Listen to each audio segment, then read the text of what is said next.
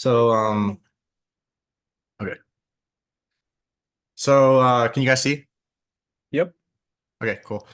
So imported the regex, and this is the importing the JSON for the JSON file right up here. Um, this is the pattern that I used to just basically searching for 10 digits. That'll come into play later. My first decorator function right here. And what I'm doing is I'm checking for non-digit inputs to see if there's any present right here. So what I'm looking for in the input is basically just 10 numbers. So I don't want any dashes, I don't want any parentheses, I don't want any characters. If there's anything other than 10 digits, it's gonna kick it back. And then once it checks for that, it's gonna see if this right here is for the non-digit inputs, and then right here it's gonna check to see for the amount of digits. And if it's anything other than exactly 10 digits, it's gonna kick it back right here. Um, I made a second decorator. This is for the bonus part. So the second decorator is where I actually load the JSON file, the area codes. So I can use this second decorator on my function when I'm running it to load the area codes. So this right here, this is the function for the first part right here. So this will format the number, puts the first three numbers in the parentheses. Then you have from 3 to 6 numbers right here, dash, and then from 6 on the end right here. So that actually formats it. And this right here, this this actually strips the area code from the number. So if you put in 10 digits, this function right here is going to take the first 3 digits of there and it's going to strip it. And it's going to return the state and the area code.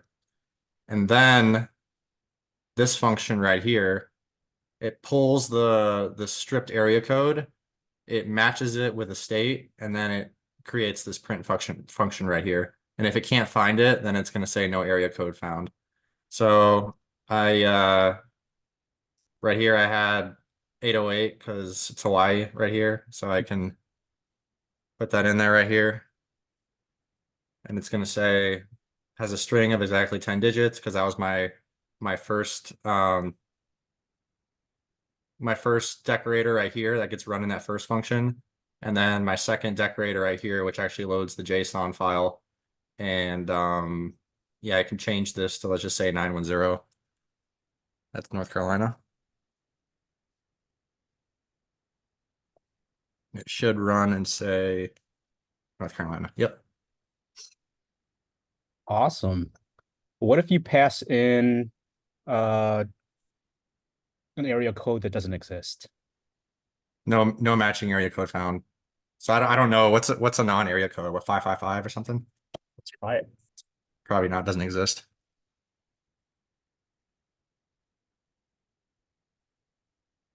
Nice. Yep. Awesome. Well done. Did you have any challenges putting this together? I did. I mean, so this here that was commented out, this was the original function that I had for the separate area code. And for some reason, when I was doing it this way, this pattern and match, um, this was pulling a random 3 numbers within the 10 string the 10 digit number. So it wasn't pulling the first 3. It was just pulling it from the middle, it was pulling it from the end, and then it was matching it to like a random state.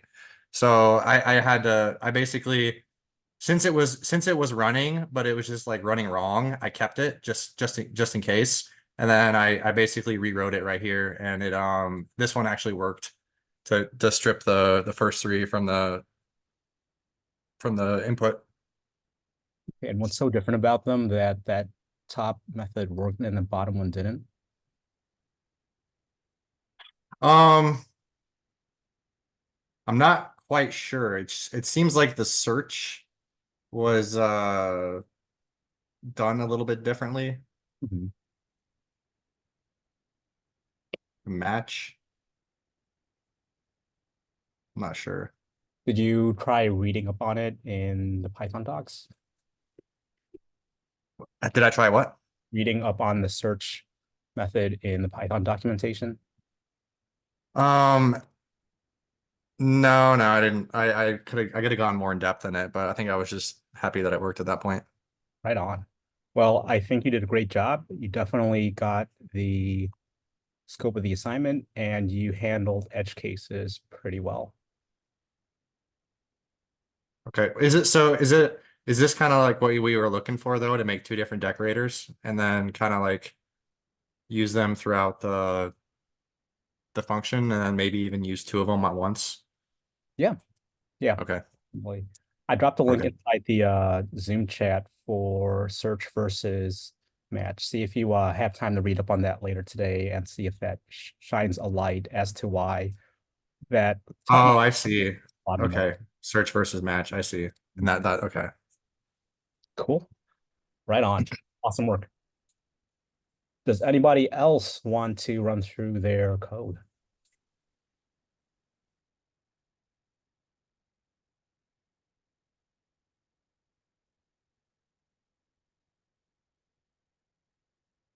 I don't blame y'all. It is the end of the week. We're past 5. But let's do one more. I'm going to look through the solutions. And I want to find one that was solved pretty differently.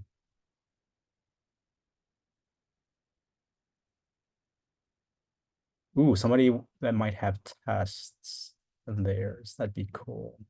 Cool to see. Let's see.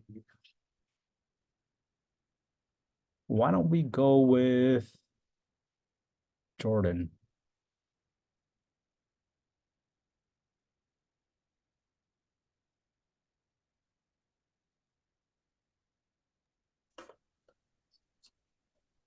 I actually didn't do a push or a pull request. I didn't get to finish it all the way. Oh, it's the instructor Jordan's push. I see. Yeah, I was like, I didn't get to finish it. I noticed the unit tests in there, and that makes sense. He was harping on unit tests. So did he go over that at all with you guys on Tuesday? Any unit tests for this?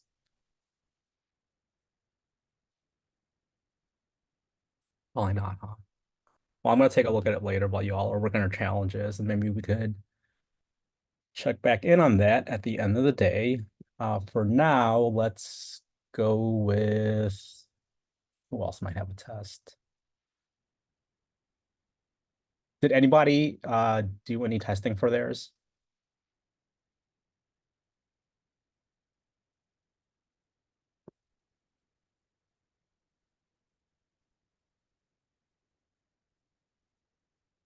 I had a couple of tests with mine, but I think that I may have written them poorly. Well, let's take a look.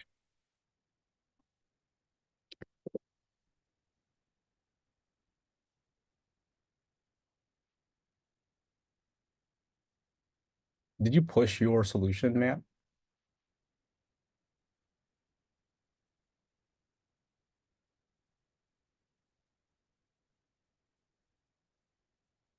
Oh, you're muted.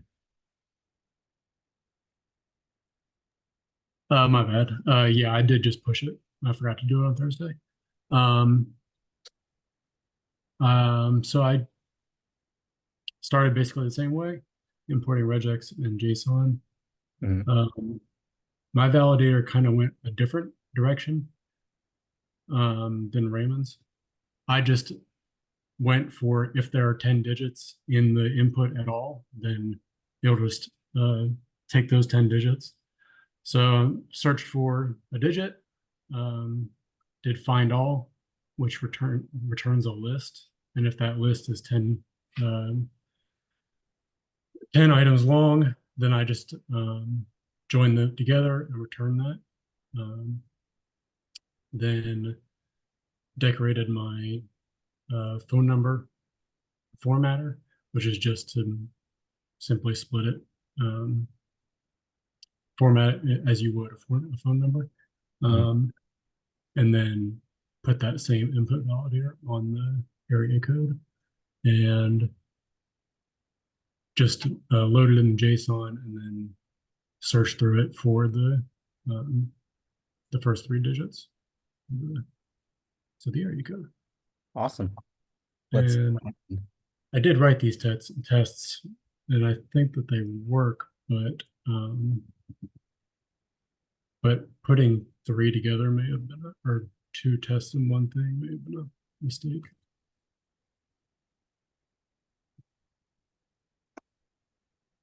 No. Oh, this is because I added the area code check, but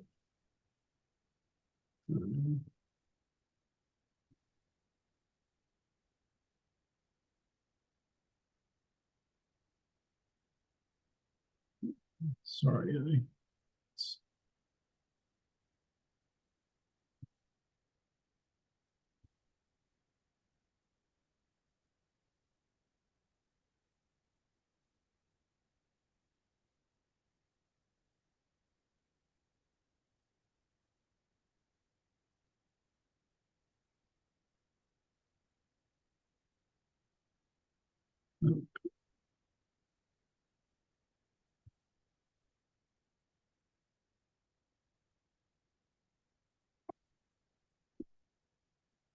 no, that's not right.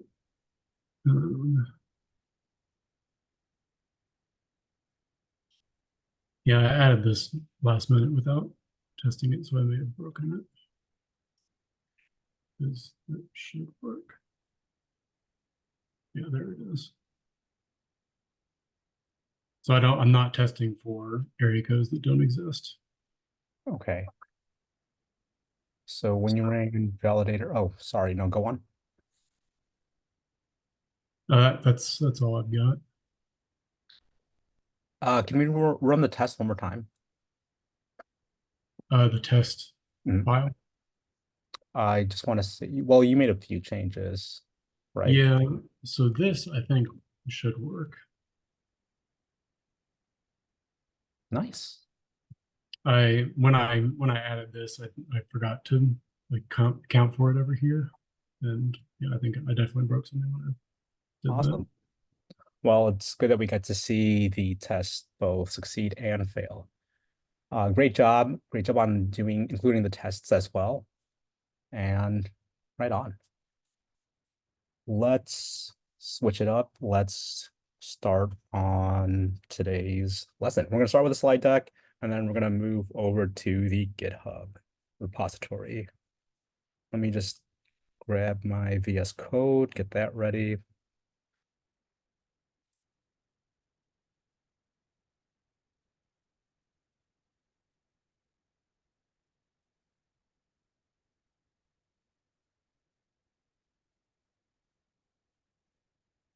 How many of you guys are familiar with recursion?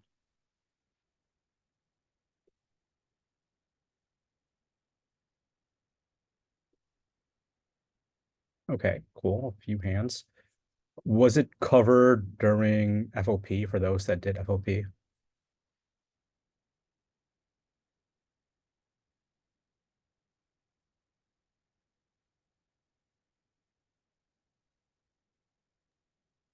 I think it was briefly gone over. Cool.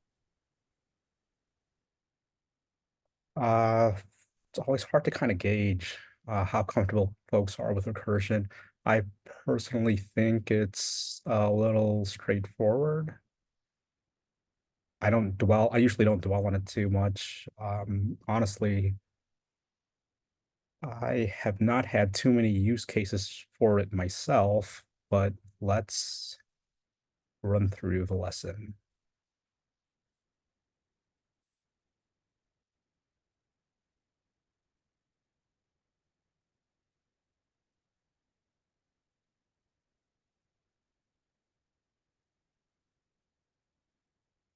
Cool. You should all be able to see my screen. Let's see. To understand recursion, one must first understand recursion. I don't know if that's a real code or not, but it gets the point across. Let's see. Another way of thinking about it is it is through recursion that we can wrap our finite minds around the infinite. Actually, they just kind of jumped in this.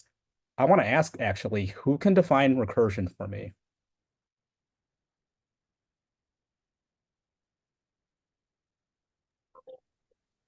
It's a function it's that a calls function. itself. Sorry. Cool, I heard it's a function that calls itself. Who was that? Yeah, a function that calls itself in its own definition. Cool. That Correct. breaks Both a are large correct. problem into smaller problems. That is exactly what recursion is. So why recursion? It solves through the reduction of complexity. Brevity is levity. So typically with recursion, you have less lines of code. You have more succinct code. But the downside to this is it can be very abstract and not human legible friendly. Higher cognitive complexity. Working through a recursive solution may not always be practical, but it definitely strengthens abstract and critical thinking. So it's great to use for whiteboard challenges when you're interviewing. Just be sure to prepare ahead of time and not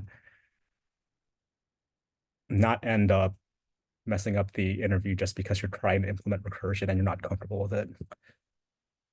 It parallels proven mathematical theorems and repetition in nature, so there's some beauty to recursion. Recursion is ultimately just another approach to solving algorithmic problems, and all approaches have pros and cons. It's important to consider it as it fits some problems better than a standard imperative approach. You won't necessarily know when it will come in handy, but you'll never really find out if you don't learn to understand it first so that you can apply it when the need comes. So 3 laws of recursion. A recursive algorithm must call itself recursively. Recursive algorithms must have a base case, which is your simplest solution. And a recursive algorithm must change its state towards the base case, a reduction of complexity.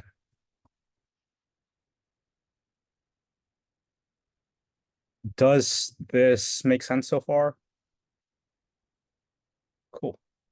So I think this was something that I tried last cohort. It's maybe not the way Platoon typically approaches recursion, but I thought to try and create a kind of workflow for it in 5 steps. 1, you want to identify a starting point. This is your base case. When you have your base case, you're then able to start gathering data around that. You're exploring additional cases. Once you've gathered that data, you could compare it. Relate your harder cases to simpler cases. And then you form a hypothesis and you start testing. You're trying to generalize a pattern from the data that you've put together. And once that's all done, then you reach a conclusion. You write out your code by combining this recursive pattern with the base case.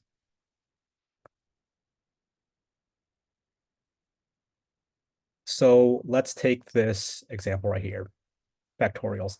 The product of an integer n and all non-negative integers below it, and -1 to 0. What is the base case?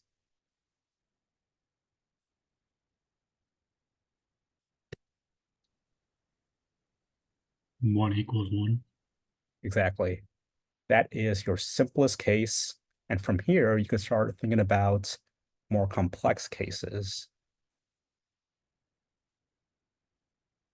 So let's look at the imperative approach to this.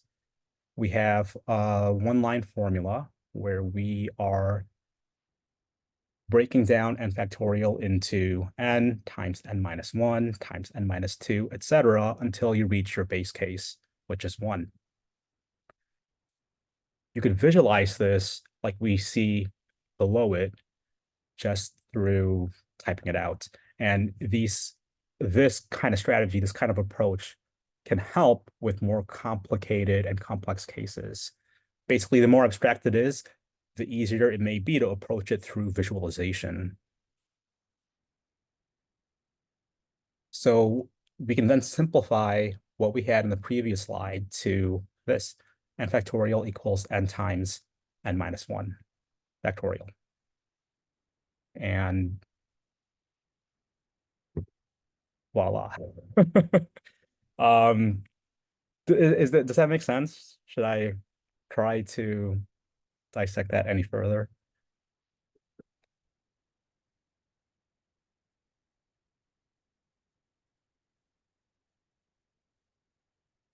Cool. Let's see.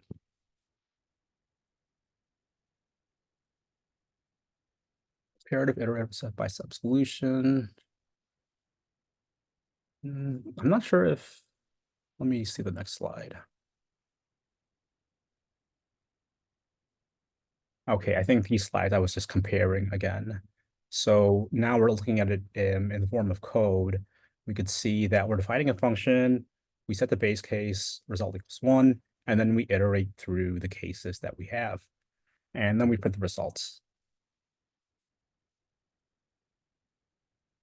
Here, it's very similar. We have n equals 1, that's our base case. But then you see in line 6, as opposed to the previous slide, we are recursively calling the function within itself. And from there, we get the same solution, but in a somewhat more, I guess, elegant and succinct manner. Cool. Let's see. I'm going to switch over to the module on GitHub.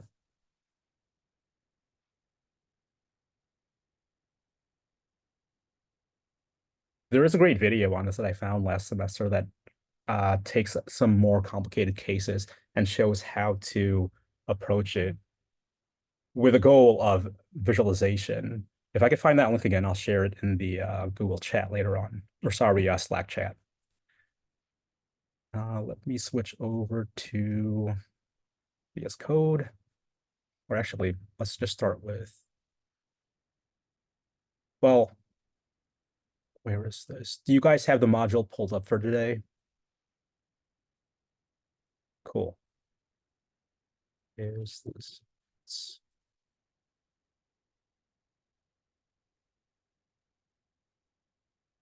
Sorry, I have so many tabs open.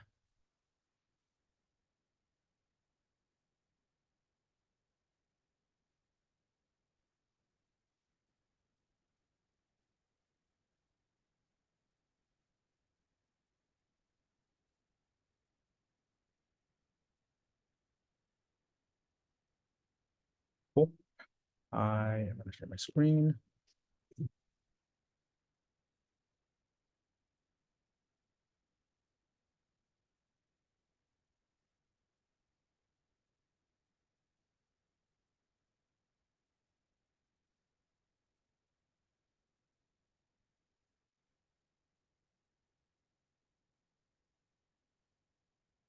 Okay. Recursion is a tool for solving certain kinds of problems. Have you all read through this yet? I see a few nods. Cool. Let's just, instead of trying to read through it, let's just try to go over some of these examples. Let's look at an example to try and figure out what that means. You want to write a function that takes a list of integers and returns the biggest integer. Again, an iterative solution might look like this. We are defining a function getMax. We define the base case, and then we iterate through the other cases. Similarly here, another way of thinking about this problem is the first thing to do is to think about the simplest possible input. Ignoring empty lists, the simplest input would be a list with a single integer. So what's the max of 6? Obviously 6. What we've done is determine the base case. It almost seems too easy, but your base case should be trivial. The next thing you need to do is figure out the simplest possible way to break down the problem further. So what about a list with two integers, 3, 5, with the current implementation of get max recursive, you just get none since that input would fall through the first conditional. So let's handle our new case. We are adding an else condition, and from there, if the value at index 0 is greater than the value at index of 1, then you return the previous value, which is the value at index of 0. Also, you return the latter value. Let's actually, I'm going to, sorry, it's kind of boring. I'm going to switch over to my terminal actually instead, and we'll just run this code live.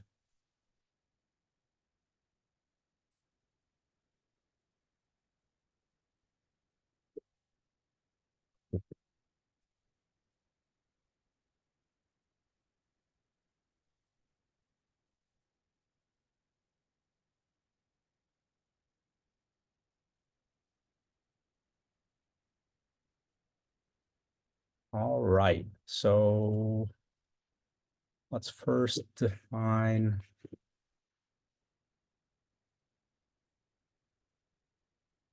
where we left off. Ooh, it does not like any of that. Oh. First, one sec.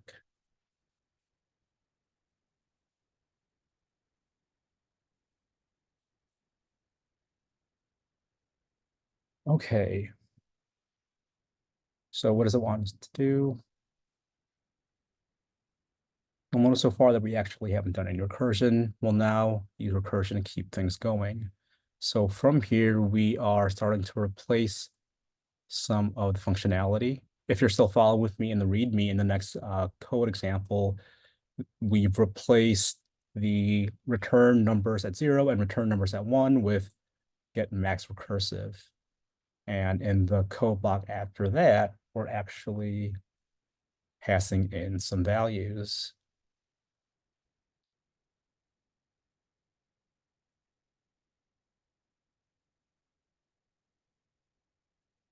Let's grab this.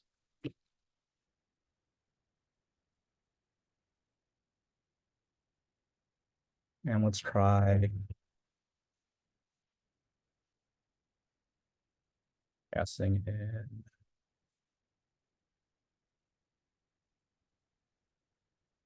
Oh, right, we need an array.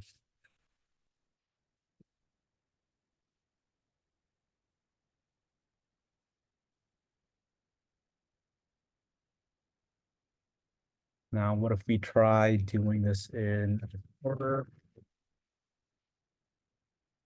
Cool. So it is returning the highest value. And it is doing so by defining a base case. If we're not at the base case, which is to say we are in a more complicated case, we then iterate through this array. We remove the latter value, and we then recursively call this function again, passing in this new updated list with the previous value popped. Does that make sense? So you're still looping through the whole array, Mhm. right? So like if the first number, if num 0, okay. So no matter what, it's gonna look at every number and just eventually remove everything until it gets just one digit. Okay. Exactly. Exactly. Cool.